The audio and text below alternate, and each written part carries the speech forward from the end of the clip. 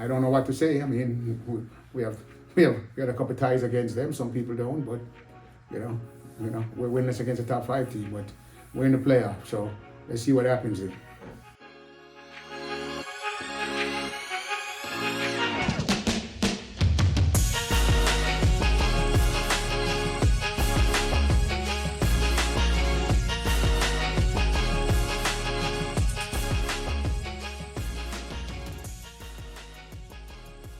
Welcome to Red Stars Report, a podcast dedicated to bringing you the latest news and commentary on all things Chicago Red Stars. I am your host, LT. And I'm your co-host, Liz. Here Here we go again. we go again. Another interesting match. They just kind of keep getting Yeah. involved in these. No goals scored again, which it kind of was like this thing in the season where we were talking about like no multi-goal games. Now it's turning into no goal games. And it's like, that's frustrating. I know it's only been two in a row, but it's still not fun to watch. So they lost 2-0 to Washington Spirit. We previewed this last week, talked about how like Rodman's coming back and Casey Kruger's coming back and McKenna Morris is losing her mind. And In the Ashley league. Hatch is playing really Ashley well. Hatch is playing like she did when she used to get called up to the national team. Um, they're a good team. Hard to beat them, especially at home with Yeah. 17,000 people. Right. And Jonathan Heraldes has done, you can tell that he is implementing the Spanish way with how they're playing. There's a lot of possession, a lot of passing. Their passing is, I mean, they were good before he even got there, but now they're, I'm scared for them. I'm scared to play them next year to have more time with him because they're going to implement a more Spanish style and I'm nervous. But it just was one of those games where they are a loaded roster. We are not. We are good, but we are not loaded like they are. When you can bring Trinity Rodman off the bench, I bet Alyssa was just like, for real, like we're bringing in Trinity now. But it's good to see her back and healthy. But Yeah. yeah, I we had some chances though. That's the thing. Had some opportunities, created some good opportunities, just couldn't capitalize. Seems kind of like the same song and dance that we've been saying for the last few weeks of opportunities are created, but no dice. Um, there's like, I mean, they still had like 9 shots, which is kind of their average, 8 or 9. Two on goal. I think one was like right at the very end by Nadia Gomes. It's like the offense just is not clicking. You can tell that this team is built for like mid block, get turnovers, get it down the field quickly, get an opportunity on goal. I thought early in the match, a player like Jamise Joseph was doing really well with that. We would get the turnovers or get possession of the ball, get it downfield quickly to her. And she had like a couple of opportunities where she was making some good progress into the box, but she just seemed like a little slower than she usually is. And those Mhm. defenders just kept catching up to her and kept shouldering her off the ball. And like her shot was a little weak sometimes. And like, I don't know what was going on there, but I thought she was playing well up until the point where she needed to break away and actually get a shot on goal. Everything else that she was doing was working well, especially with Natalia Kuika came back this week. And Natalia and her, and then Natalia and Ludmila, when they were kind of swapping sides, I thought had really good progression down that left side. But other than that, there really wasn't much going for this team offensively.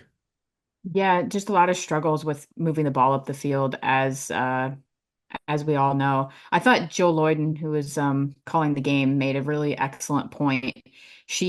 I'm going to use her phrase here. She talked about the Red Stars are constantly cramming the ball to be Franklin, to move the ball up the field when Julia Grosso is more of the player that you want to progress the ball. And I don't know if that was an issue where Washington knew that. And so they were having B be the outlet, or we're just choosing not to go down the Julia Grosso route or what. I'm not sure, but I love that she pointed that out because when I was watching, I was like, yeah, we are trying to, and B is a great player. She's a rookie. She's still learning. Julia needs to come for the ball. I need her to go and get the ball and bring it up the field. She had some solid moments, a couple of them in this game. I can actually remember that she was on the field this game. It felt like the previous game I couldn't. And so Yeah. she had a shot that was a really good shot. It wasn't on frame, just went over the bar, but it was still progress. Yeah. But I thought Joe Lloyden did a really good job of pointing out what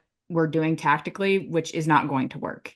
And so I just think that we need to work on that. And that's not really something that we're going to be able to fix overnight. I don't think it's going to be a work in progress because it just seems like gelling on the field is not happening. There's so many missed passes. Players don't know where each other are going a lot, and we're passing into space, and the player is not going to that space. And then there's a lot of pointing and yelling of I was going to go here, and the other person's pointing and saying, but I thought you were going to go here, not in like a negative yelling, like there's problems on the like with the team. It's just there's a lack of understanding where players are going to go. And that's what happens when you have a lot of new people that join throughout the season. And I didn't think it helped by um, bringing in and starting Rosella Ayan.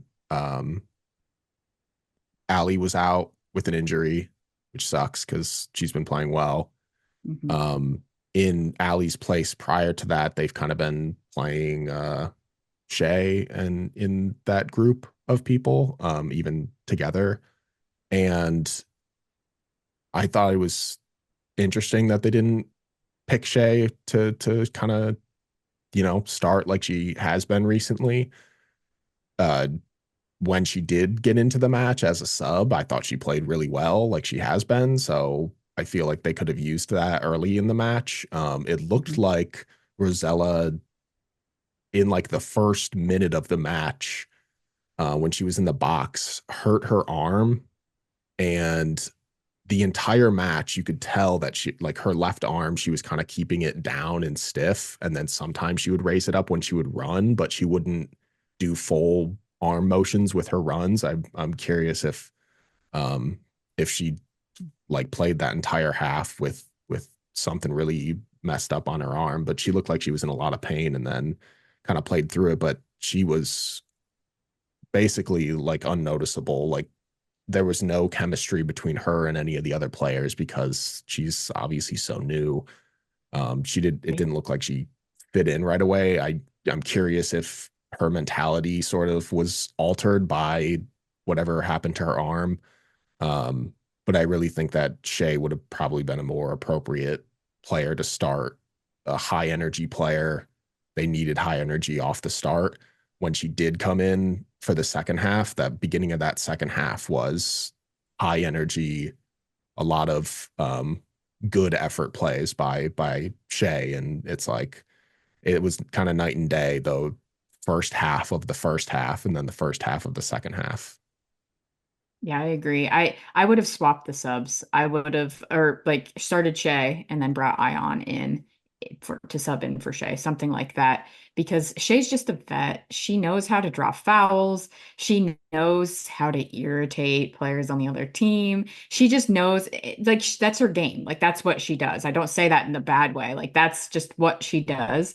And she's just out there to provide more leadership. And I would have rather been swapped. As you said, like Shay would have made way more sense to start. But yeah, I agree. I wonder if that injury to her arm really affected her because she kept touching it and like wincing and kind of grabbing at it when play was stopped or when the ball wasn't at in her vicinity. And so it just makes you wonder if that unfortunately affected what she was going to bring to the table because I would like to see what she brings to the table, but I don't think that we got to see it because of that injury that happened so quickly at the beginning of the game. I agree. Yeah, I agree completely. As for the rest of the offense, Ludmila, I think she had like kind of a non-factor for the most part, outside of like some nice moves that she made to get open. But then in the second half, there was there was a Altercation. problem, an altercation, an issue. So Ludmila uh, had the ball at her feet. Um, Kouassi on Washington stepped to her and then on her for like a late tackle attempt, a late step. And Ludmila didn't like that, kind of shoved her off of her. It looked like she got her in the face. And then Kouassi came back and took a punch right at Ludmila's back. And then Ludmila stepped to her. Kouassi put her head down into her face. Um, Attempted headbutt, didn't attempted connect. headbutt didn't connect. It didn't look like it was aggressive, but it looked like it was No. like one of those like just Yeah. when people are being tough or whatever, quote unquote, and they're like put their heads against each other. But yeah, so both well, Kouassi got a straight red, Ludmila got a yellow. They went to review, upgraded Ludmila's yellow to a red, both sent off. Absolutely not something that you want to see at all in the sport of soccer, in any sport, in anywhere. Like that's just it's unnecessary. People get caught up in the moment. It's it happens in sports a lot, but it doesn't need to. Yep. It's not a good look for Kouassi. It's not a good look for Ludmila. It's a bad look on both clubs, and I didn't like it. I didn't want any part of it, and Yep. I'm fine with the double red and both of them being sent off. That's fine Yeah. by me. Just yeah, just bad play across the board. Emotions get the best of anybody. It doesn't make them bad people. It doesn't make them dirty players. It doesn't make them No. anything like that. Things happen, and it is what it is. Like I'm not. I just write it off. It's a wash. I bet after the fact they might even come together and talk, and it's no big deal. Like water under the bridge. Like everybody understands that in sports for the most part. So I agree. I'm fine with them being reds. I think the ref didn't see the initial situation when Ludmila retaliated, so that's probably why she didn't get the initial red card, but it is what it is. And yeah, as I was talking in the Discord, so I suppose I should tell the story since I hinted at the story. Absolutely. Because people are trying to say that emotions, hothead, blah blah blah. I am not a hothead at all. I'm actually pretty chill. And I played soccer in high school. And I was a freshman year of high school, varsity soccer. I was playing, and we were playing against our big rival. And I kind of got into it with this one player. We were back and forth, back and forth, back and forth. Just I kind of talked a little crap too, so I'll just throw that out there. I hope my mom doesn't listen to this. Anyway, so we were going back and forth, and this girl would not, every time the ball would go out of bounds, she would purposely step in front of me, so I had to walk around her to go get the ball. And it's high school, so we don't have like you have to go get the ball. So I was getting sick of it. And so finally, I was like, I'm going to walk right through her. So me being tough, quote unquote tough, I tried to walk up to her. Mind you, when I was a freshman in high school, I'm 5'7" now. I hadn't grown. I was like 5'2". This girl was probably 5'7", if not 5'8". So she was significantly taller than me. And I thought I was so big and bad. And I walked up to her and I pushed her a little bit and ran into her. And we were like chest to chest. I was looking up at her, and I don't even know what words came out of my mouth. Something came out of my mouth, which was ridiculous.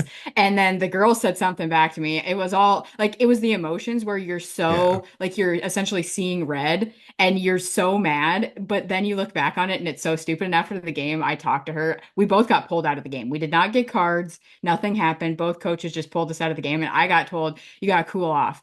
Again, not hot-headed. Things just happen. I was never like a dirty player. I was a physical player. So was this player. Like it just happens.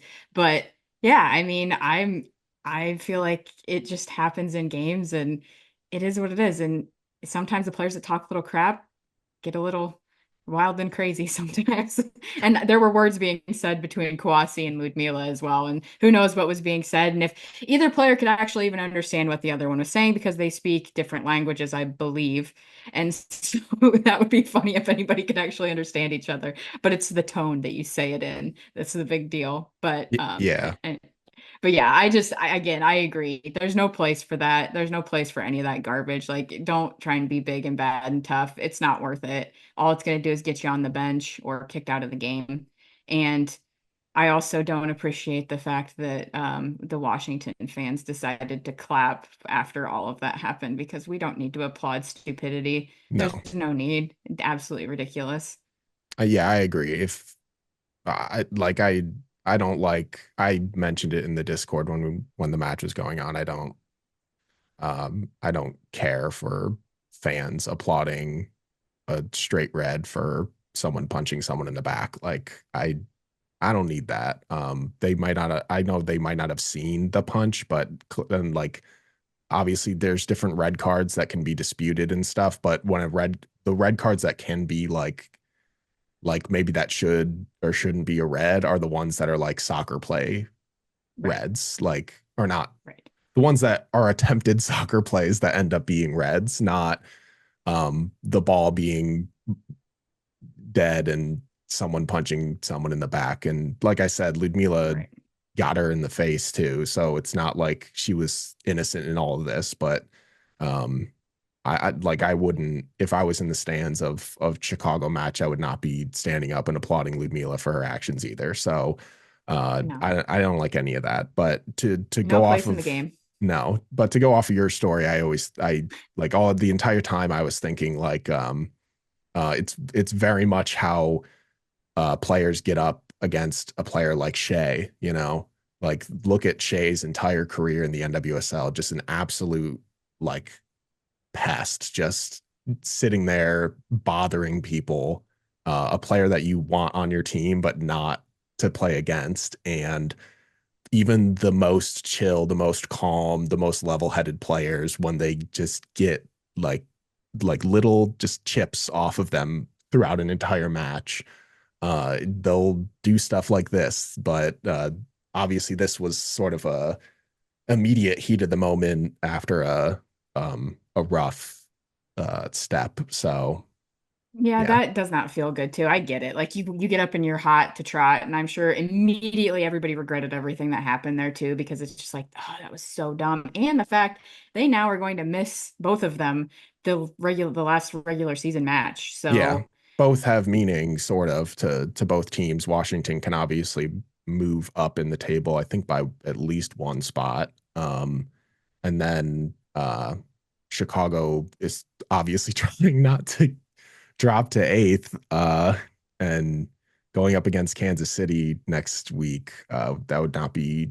I mean, like losing Ludmila is not great for that, but at least they're not losing her. Well, we don't know yet. They could upgrade that suspension, but for they now, absolutely could. I didn't even think about she's that until you said it. yeah. I was talking to Joe Chats about it from OnTap Sports, and he was like, you know, they're like who knows what their playoff is going to look like without Ludmila. And I'm like, well, hopefully she just kind of gets the one game Oh, I'm and stressed. I feel like in I don't know, in that situation, it felt like uh if anyone's was going to be upgraded, it would have been Kawassi's because that was like a straight punch to the back that's like Well, people plus the shove. foul in the first place, the step on the foot, plus Yeah. that, like, not that the step on the foot's a red card, but No. like just in general, like that was a double act. Ludmila obviously did something bad too, not trying to say that, but Yeah. like, yeah, I agree. I agree with what you're saying.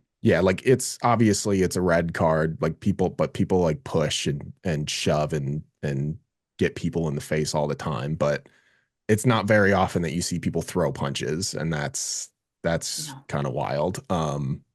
that would be That horrible for Washington if they'd lose her because she's kind of yeah. filled in for Sar being out. Hmm. Yeah, the that would not be great. I would hope they both just kind of get the one match and we can just move on. But I was thinking when they were going through before they showed that replay of her actually like punching her in the back, I think we're probably spending a little too much time on this, but before Break it they down. showed her the punch in the back, or even Ludmila hitting her in the or shoving her in the face. I only watched that once and watched the punch twice, so I don't know where. I don't remember where she actually got her. I think it was like the chin or the upper Yeah, it was cheek. I don't somewhere in just remember. like the side of the face. Yeah. Um, all I could think about when they were talking was the what was the red, and they were talking about like the little headbutt that missed. And I thought JP made a good point when they were because I think Jill was like, well, she missed. And he was like, well, if, or maybe even Jill said it, there was like, if you throw a punch and you miss, that's still a red. Like you can't throw a punch, you can't attempt a headbutt, like you can't do, Right. like even if you don't It's connect, you still attempted to do something. So well, and then he went on to say though, like he made that good he point, did and then he make a contradicted contradiction. himself, Yeah. and then he goes, "But I don't think it's a red." And I'm like, then what? But I appreciate the first sentence. I agree with that first line. It's not if you connect. Obviously, shouldn't connect, but Yeah. like it's the intent on something like that. You are Yeah. intentionally trying to hit somebody. You missed, thank goodness, because if you hit somebody with your head, like you're probably going to injure yourself and you can That's break true. somebody's nose. Like it's all stupid. Like don't do that. Like it's dumb. But I think it was more of a she was trying to like Just forehead to lean in. forehead, not Yeah, not an hit. actual like Yes. full on headbutt. Yeah, yeah, yeah. I don't think that Yes. at all. Um, but yeah, so we can move past that and go back to That was the most exciting thing that it happened, I feel like, was for the Red Stars all game. yeah, Unfortunately. it was kind of I don't know. The rest of the match was kind of um a problem after that. Obviously, both teams go down to 10. Chicago seemed to have a really hard time with how they were set up formationally with 10 players. The line between the midfield and the defenders was getting broken constantly. You bring in Nesbeth to sort of fill this role that was left by Ludmila, but they move her back. So it's sort of like a three midfielders with her, B, and Julia to kind of just cover off things defensively. And it just seemed like a bit of a mess. Washington was getting a lot of stuff going forward after that. And then there was the moment where bad pass by Carey right to Washington, right at him. Like not even like I saw people talking about like throughout the match the like Washington reading Chicago well and jumping passing lanes and stuff. I totally disagree with No. that. There were no passing lanes being jumped. There was just passing straight to Washington. Like that's what it Yeah. really felt like. And the carry one was quite literally just did not have enough power on it, went right to Washington. Hatch got it. Hatch put it across. Morris put it in the back of the net. Uh, and that was the 2-0, the sealer essentially. It basically was irrelevant other than in a momentum aspect, because they still would have lost 1-0, but like 2-0 is not the best score line to continue to have as Well, Chicago's especially when you pull having. Mao out and Ludmila's out, like trying to Yeah. move forward was tough. And then Janice came out at the end. Like there, we didn't have that spark and we don't have that spark off the bench to bring somebody in to get a goal type of player, unfortunately. Right, So right that now, felt tough. it kind of seems lately that the subs are just not cutting it. I Early in the season, it felt like our bench was decent enough.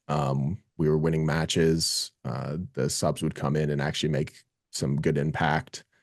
Uh, and then some of the starters in the beginning of the season became substitutes, and it kind of felt like whatever magic they had going as starters just sort of fell away as substitutes, which was unfortunate this late in the season. And then obviously there's the injuries to Ava Cook and Sam Staub and Sarah Griffith's been out with an injury for a little bit now. There's been injuries to Allie.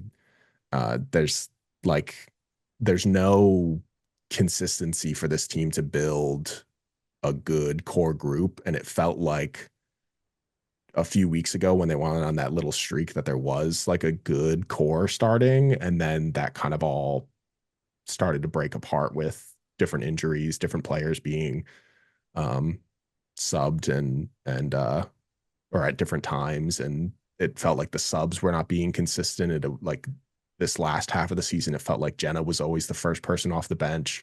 Now she's not even coming off the bench. It's like I don't know, the consistency in player rotation and players starting, like we mentioned earlier with Rosella starting the second to last match of the season. It's like I don't know what to make of this team as like a whole right now. I like the foundation for the future, but a team currently, uh, I hope they can figure some stuff out in the last match to be able to at least be competitive in the first round of the playoffs. Making the playoffs is big in and of itself, huge for this new era of the Red Stars, but even just like being competitive and maybe even winning that first round, if they could possibly do that, would be even bigger. But if they play like they played today, they're not going to win that first round. No, it's just too much pressure. The back line has to be perfect. We've talked about this so many times, and just the way they play, they have to be perfect. Yeah, Carrie's pass was bad, but how many times did she have to make incredible saves? And Hannah Anderson, shout out to her again, Yeah, she's fantastic as good. a rookie. Like she's having a heck of a season, and it it's unfortunate that they have to make these heroic saves all the time. Alyssa Nair has to be on it all the time, or we'll lose by more than what we are in some of these games. And the fact that the offense is just not clicking, but you see so many times, like there's moments in games, there's glimpses of what we're going to see in the future, I'm hoping, of possession and moving the ball in the box. And I just feel like at times Ludmila and Jamise, they get the ball in the box, and then it's like they're almost trying to dribble it to the goal line. Shoot the ball. Just shoot the ball. Like just get the ball on frame. And I also, back to the sub thing, like our subs aren't making an impact. I get frustrated when we bring in subs and they're not full on. Like you have fresh legs. Let's go. Let's move the ball. Let's go. We have somebody that's bringing the ball down the side, and they're trying to cross in, and there's nobody that is running or sprinting into the box. If you're a sub, get your butt in the box. Get your butt in the box. Please get your butt in the box so that we can have a target. Because Chardonnay Curran had the ball. She got it all the way down to the end line. Yeah, And she was standing there. There was one person in the box, and there were people jogging. And what happened? Turnover. And I think that's when they scored their second goal, was after, like right after that. It was a it might have turnover, been. and it went down. And it was like right in the next minute or two after that. And it's like at that moment, it was a 1-0 game. If people get in the box, something can happen. Yeah, And I don't know. I do not want to call the players out for lack of effort. That's not what I'm doing. It just feels like we are expending so much energy on the defensive side because of our tactics that we don't have the energy in our midfield, or maybe the proper players, I don't know what, to get up and down the field, because it's just not happening. And it's frustrating. I know a lot of people in the Discord have been very frustrated with tactics. I get it. I agree. It's just how they're built. So there's we no have to changing suffer. now. We have to suffer. Yeah, nothing's going to change. I mean, like obviously you can make like little tactical changes, whatever they want to come up with, but anything major is not going to happen with Yeah. 2 matches plus left. Well, and Cam Bogolski made a really excellent run late in the game, and I Yep. want to see more of that. Like she's good. I would like to see more of her, but Yeah. there's only a couple games left, Yep. maybe a few. Who knows? I don't know how many. I'm not saying a number. I don't remember how long her contract was. I'd have to look it up. I'm pretty sure it was 2 years. I don't know if she's gone or had an option at the end of this season or something. I'd need to look it up, but uh, that is one thing I was going to mention because, like, I was talking about subs when Cam comes in, like that was a good substitution. Obviously, Natalia Kuika was coming back from her concussion protocols. It seemed like she was on limited minutes. Um, she comes out at half. Cam comes in, and Cam was playing, I thought, similarly to how she had been playing when we first got a little look at her uh, during the Summer Cup. And it was like, oh, this player's been on our bench or in street clothes this entire season. It's Exactly. kind of crazy. The and obviously players like Tatum and Sam who have known Cam for years have like sing her praises.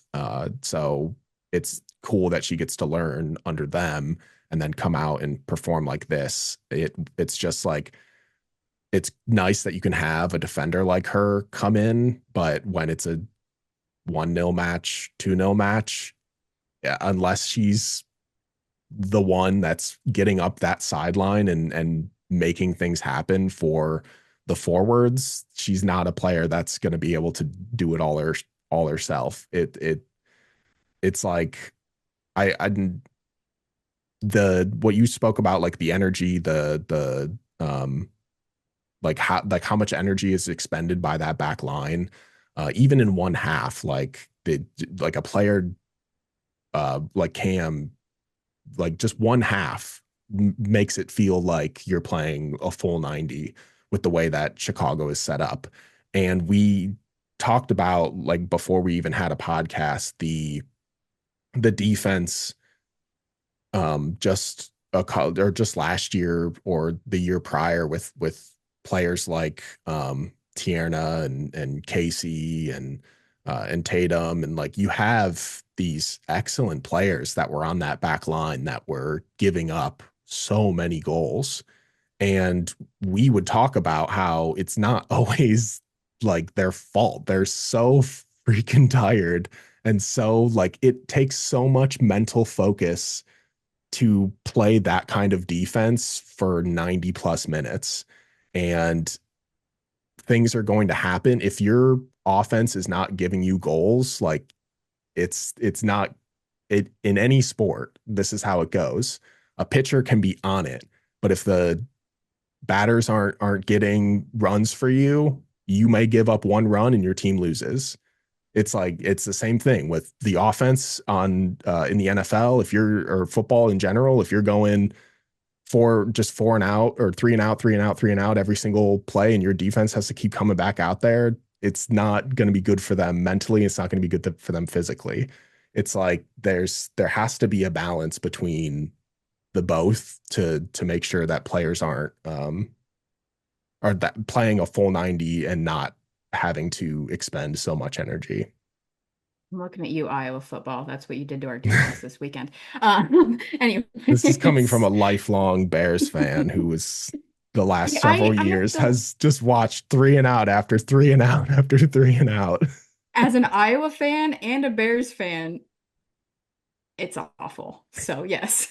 And a Red Um, Stars fan. and It's a Red not Stars fun to fan. watch. And the Iowa soccer team, they are a defend first, try and get some goals. It's just my life. And a Cubs fan, just constant.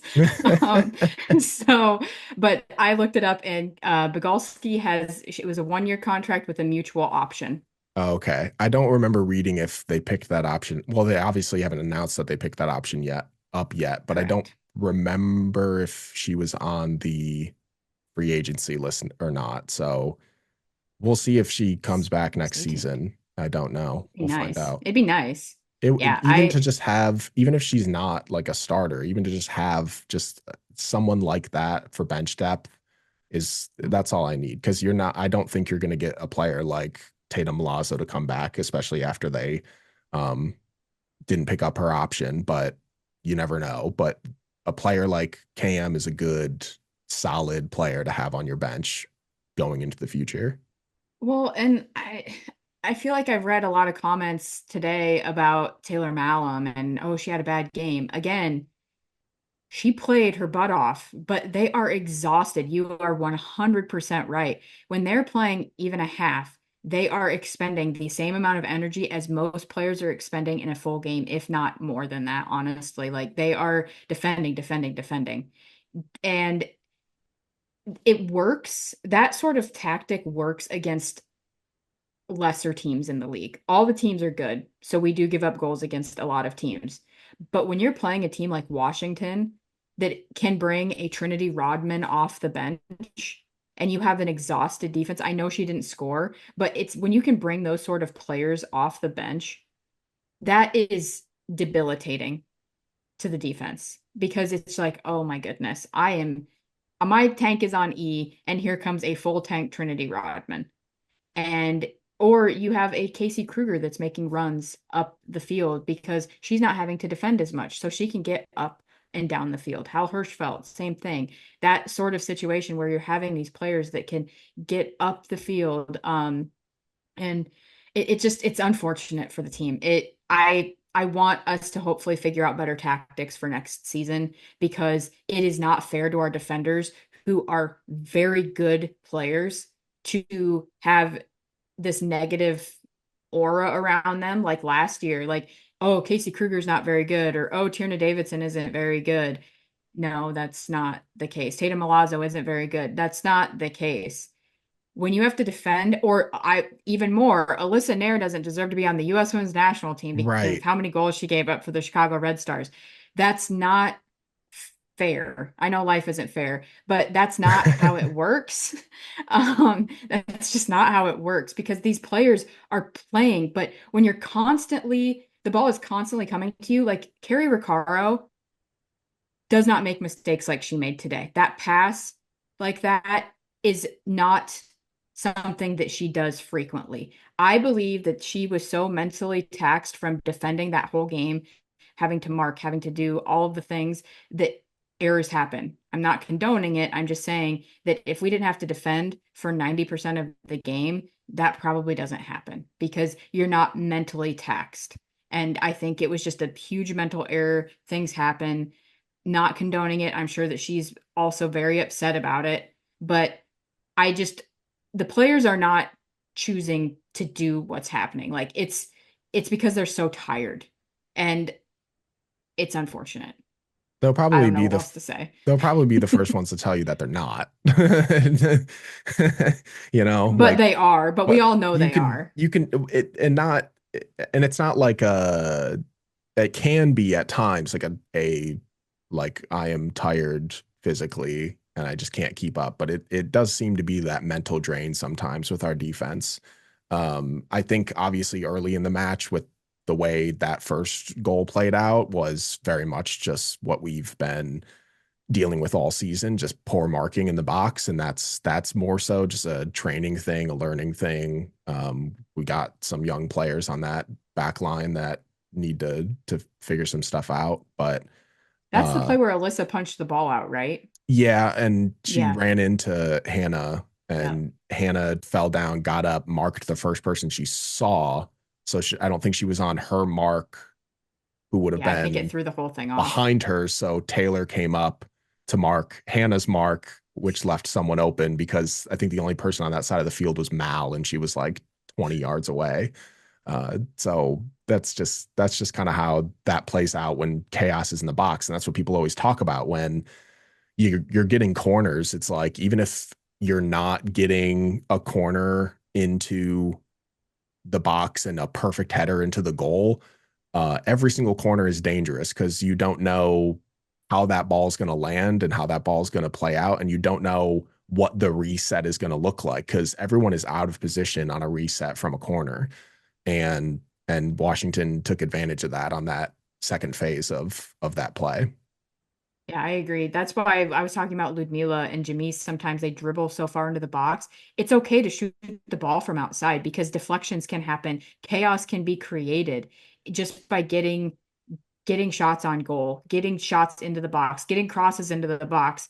Like any, that's why I just I get waiting. I know why Chardonnay waited because there were like four No one defenders there. for Washington and one player for Chicago. I get why that was Yeah. hesitated. But just in general, like getting the ball in, that's why I hate short corner kicks a lot because just sometimes the ball does not end up in the box Yeah. and it drives me nuts because just kick the ball into the box. It's very infrequently that Chicago is going to score off of a corner kick, a fantastic goal that's like the ball is going to get kicked from the corner to the person's head and into the box. That does not happen a lot for Chicago. Just get it in the mix. Chaos can It happen. used to. It used to, but it doesn't anymore. Uh, but like you know what I'm saying? It's just like we need to get the ball into the box. Things can happen. We've Yeah. got some big bodies in there. I don't know. I just get frustrated with some of our set pieces and things like that because I just think they could be better. I think that we're not giving ourselves the right opportunities and we need to shoot from outside more because things can happen. Because then you even look at like early in the match. I think it was early in the match. There was even like a play where we did get the ball in the box. I think it might have been Mal who at least got it down the baseline. And when she either tried to cross it like short across the box or whatever, it deflected, went right back to Julia, who was standing at the top of the box, and she skied it over the net. But it was like there was so much chaos in the box. No one was marking her like right, maybe like a foot or two like inside the box, and it just went off her foot wrong and went above the goal, but she was right there ready for a chaotic ball that was bouncing through the box. And that's what you need. Like you get shots on target, um, so that if there's a rebound, even if you don't score, at least, you know, hopefully it's difficult enough of a save, a diving save, a punch, whatever, that the A whole foul, a handball. yeah, that too. Like the or an own goal. Like the amount of things that happen when you just get the ball into the box and shoot it. That's soccer. Like that's the game. It's very similar to hockey in that regard. They always talk about that in hockey, but as they always say, you miss 100% of the shots you don't take. So, And and we're yeah, very good there's at been a that. lot of shots that we haven't taken. And it's frustrating because it feels like we just are trying to get the perfect goal instead of just trying to get a goal. Mhm. And because I think we are in such a drought that they're so in their head, they're like, well, if I take this extra touch and I get just a little bit closer, then I have a better probability of scoring. Just shoot the ball. Just shoot the ball. I don't care if you're 25 yards out. Try it. Who knows? You never know what can happen. And I would rather us try from distance than not try at all. Yeah, I mean even like Mal when she gets like to the top of the box, she'll at least try to get one person to miss and just get like a little bit of an angle towards goal and then shoot it. She doesn't try to always just dribble through three people and then try to get like a tap in or a chip over the keeper. Like that's not going to Yeah. happen, but you sort of see it kind of seems like that's the mindset sometimes. And there's like a heavy touch that just goes right to the keeper or a heavy touch that goes right to someone who's standing near goal and it all just falls apart. That's like what I was talking about with Jamise on that first like big play in the beginning of the match.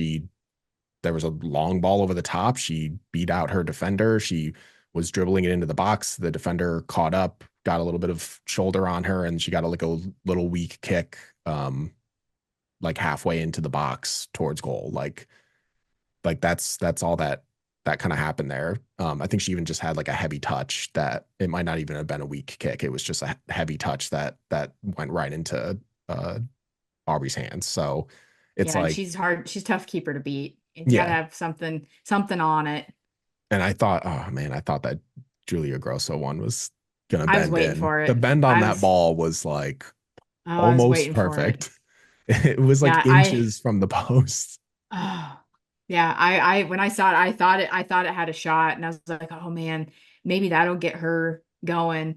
But I'm cautiously optimistic that we're going to get a goal against Kansas City after the international break. I think it's kind of funny that we have an international break with three U.S. Women's National Team games and other obviously all the Yeah. some other players are playing elsewhere as well. And then we have one weekend of regular season games and then playoffs. Kind of a funny scheduling quirk. It is. I think the game against Kansas City will sort of hopefully be like a rest day for I know we just talked about last week about wanting to beat the best, but um if Kansas City wants to rest a couple players, and I mean even if Chicago wants to rest Mal or something, like I don't care. If like I don't We're not want gonna to have get Ludmila. I don't well they're not gonna have Ludmila, so maybe they should have Mal out there. Okay, I take it back. Um if they come in eighth, if they lose and come in eighth, I think they're at 32. Behind them is Portland and Bay, who are at 31, and Racing's Louisville. still in it. I think they're at Yes. 30 or 29, somewhere around there. So Chicago can still drop to eighth, but they can't get out of the playoffs. Right. So they need to at least draw to be fine, I think. And then Yeah, if they, Bay cannot pass them if they don't win. yeah, And I think if Chicago gets a point, then it's done deal. yeah. And then if Chicago loses, then they at least need everyone else to lose. And of Because course, I don't, Dahlkemper gets that goal at the end of the Bay game to get them the W.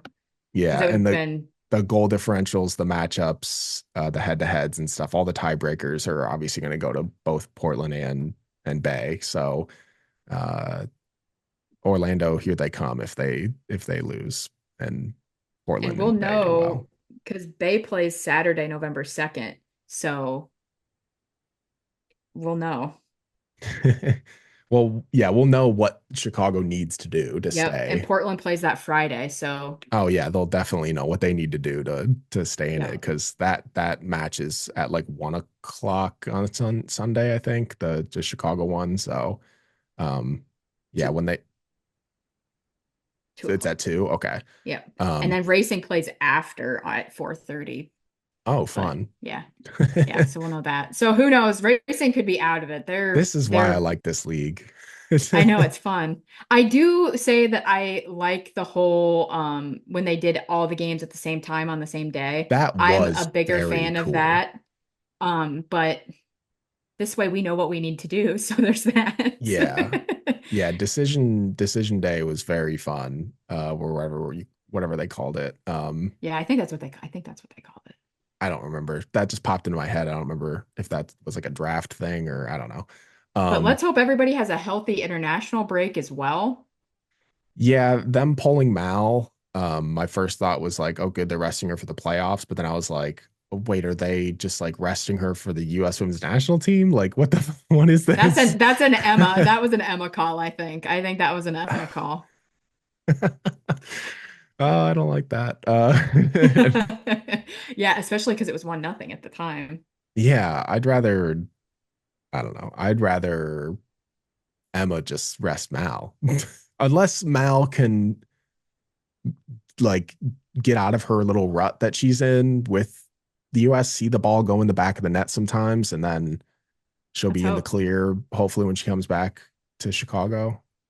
Yeah, big rotation though, it sounds like. So I don't think Mal's going to come back exhausted. It sounds like big No. camp, lots of different lineups, lots of different players. I don't expect, and Emma is aware that she's talked about it. That's why she requested a larger roster for the U.S. Women's National Team camp because she knows the playoffs are like imminent Yeah. and And players are trying she's to not going to push. play these players Yep. full 90s who Yep. are contending for titles and stuff. So Yep. She gets it. She knows. She former she's been a club coach. part of She it. gets Yeah. it. Yeah, she gets it. Which club did Uh, she coach? Chicago. Chelsea. Oh yeah, Chicago. Yeah, that too. Yeah, I And then know. what happened? I always forget that she was the Chicago coach for a bit, but yeah. 2008, 2010. But no, I'm excited to see how they perform at the national team level. Hopefully it was very promising before getting the availability report to see that Kuika got called up for Finland because I was like, Yeah, okay, that was a she's healthy. nice little that was a nice little teaser. Yeah. Like, okay, she's healthy. So we've got a lot of internationals on our squad. So 7. hopefully they all have some good time with their teams and they come back and feel rejuvenated and get some goals and we can put some goals on Kansas City and end the regular season on Yeah. a positive note. I don't think we've had this many internationals ever, maybe even just like in a while.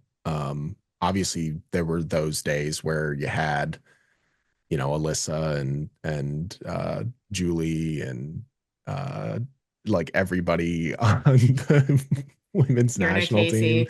Tierna, Casey. Yeah, there were those days where you had plenty of Chicago players on international, and then obviously you had the days with like Sam Staub and or not Sam Staub, Sam Kerr, uh, going Hey, to it'll be Sam Australia. It'll Staub be Sam coming Staub up. one day. That was just my brain Yes. mentally preparing for the day that Sam Staub actually gets consistent call ups. All the games. It's so fun to play the game of were they a Red Star because a lot Yes. of them are. Yes, that's the answer. That's Yes. the answer. Yes. Yes. I mean, when the team's been around for so long, you're going to have a lot of players that are there. I'm curious to see who we're going to end up with the playoffs, but I'm just, as I said, my focus is now on the international break and everybody staying healthy across the Yep. board, not just Red Stars, just everybody in general. Unfortunate, Tierna Davidson's not there, former Red Star, hamstring injury. So sad for Gotham, but yeah, unfortunate. So we'll next week we'll basically just kind of be talking about all of our internationals, how they performed, if they actually got into their matches. Hopefully it all goes well. But for now we'll leave off the club news. We'll move into the international news come next week, and then we'll jump back into the club stuff the week after when they play Kansas City.